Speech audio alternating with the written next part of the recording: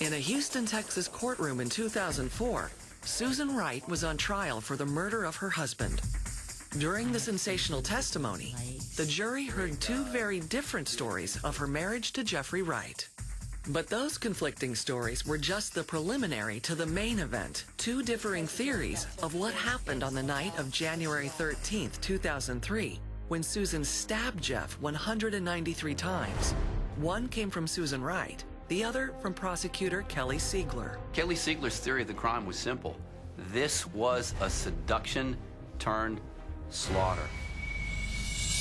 Susan's defense was self-defense. It was either I lived or I died that night. The jury would have to choose. If it was self-defense, she was not guilty. If it wasn't, then she had committed murder. Just because she looks like someone you would never think could be a murder defendant doesn't mean she didn't have the capacity to kill Jeffrey that night. The case hinged on what happened in the bedroom where Jeff was killed. The prosecution claimed Susan seduced Jeff with the promise of kinky sex. After tying him to the bed, she poured candle wax on him, the prosecutor alleged, then began to stab him with a knife. The most riveting moment of the trial came when the prosecutor had the actual bloody bed carried into the courtroom and assembled there.